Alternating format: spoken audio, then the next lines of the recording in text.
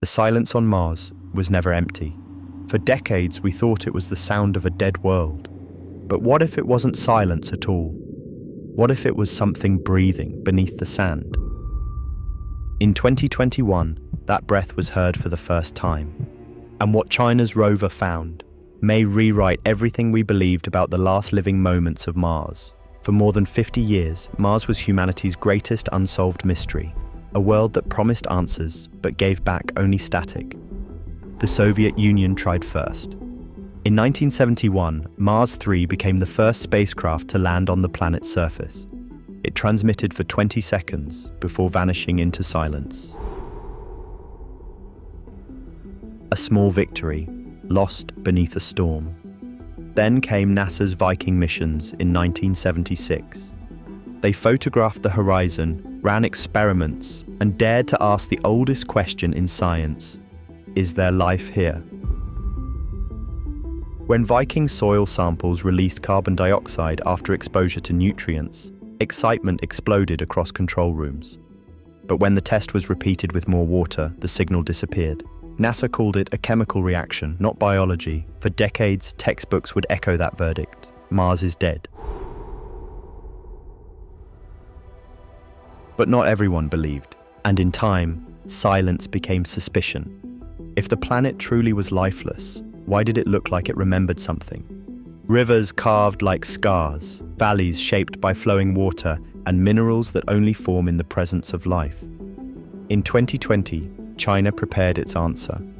The Tianwen-1 mission, meaning questions to heaven. It would attempt what no one had ever done: orbit, land, and deploy a rover in one coordinated mission. Its rover, named Zhurong, after the god of fire, descended toward a region NASA had explored decades before, Utopia Planitia. The landing was simple but monumental. A parachute opened against the thin Martian air, retro rockets slowed the descent, and 4 legs pressed gently into red soil. No sky crane, no drama, just history in motion. For the first time, another nation joined the US in operating on Mars. And almost immediately, Zhurong began to find what others had missed. Zhurong carried a unique tool, a ground-penetrating radar, or GPR. It could see beneath the surface. A first for Mars exploration. It sent waves through the ground, reading reflections, and mapping layers hidden for billions of years. What it saw changed everything.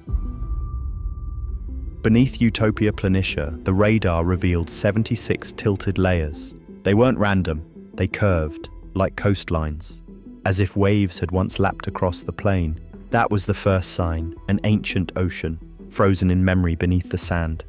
Then came more data, evidence of 2 colossal floods. The first, 3 billion years ago, the second, 1.6 billion years ago. To most geologists, Mars's oceans vanished long before that. But if Zhurong was right, the planet had water, and possibly warmth, much later than anyone imagined. And then, in the dunes around the rover, Zhurong found something even stranger. A hard crust of salt, as if water had once soaked through the ground and dried, leaving behind a chemical fingerprint. Its age, roughly 400,000 years. When humans were carving tools and painting caves, Mars may have been thawing after a storm. The red planet wasn't a grave. It was a world that had refused to die. If Mars held liquid water that recently, then the door to life never truly closed.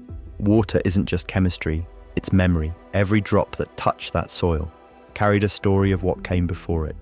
Microbes could have lived in tiny, briny pockets, hidden beneath the crust, shielded from radiation and cold sleeping, but not gone.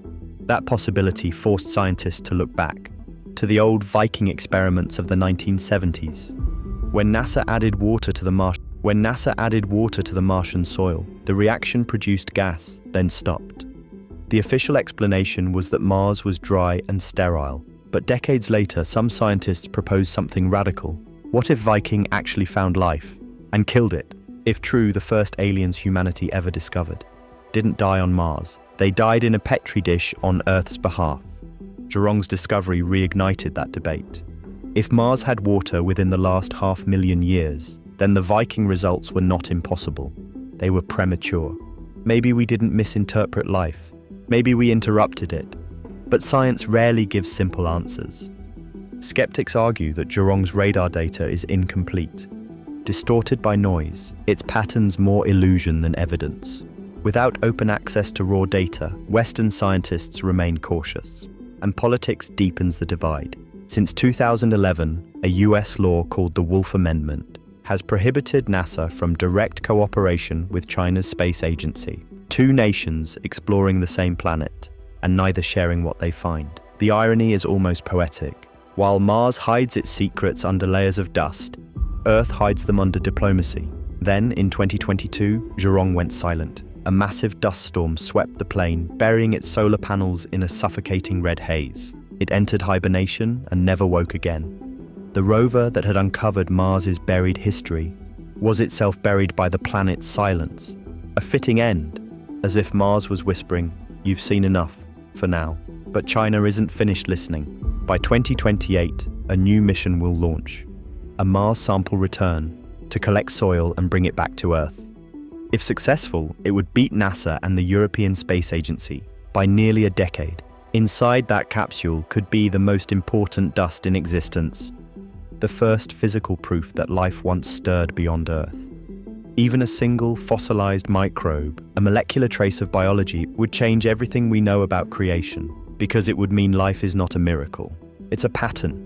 It happens wherever conditions allow, even in places we once called dead. That discovery would reshape science, religion, and politics alike. It would mean the silence between planets is not emptiness, it's communication waiting to begin. Mars has always been called a dead world, but the truth is far more haunting. It is a world that remembers. Every rock, every ripple, every crust of salt beneath the dust is evidence that something once moved here, something that refused to be erased. Zhurong proved that silence isn't nothingness. It's a story written in frequencies too faint to hear. Mars may no longer have voices or waves or weather like Earth, but in the stillness, it carries echoes, a memory of motion. Perhaps one day we'll dig deep enough to find that memory still breathing. Perhaps not. But for the first time in decades, we're listening again. And the question isn't, did life ever exist there? It's how close we came to meeting it before we silenced it ourselves. Because the silence on Mars was never empty. It was waiting for someone new to listen.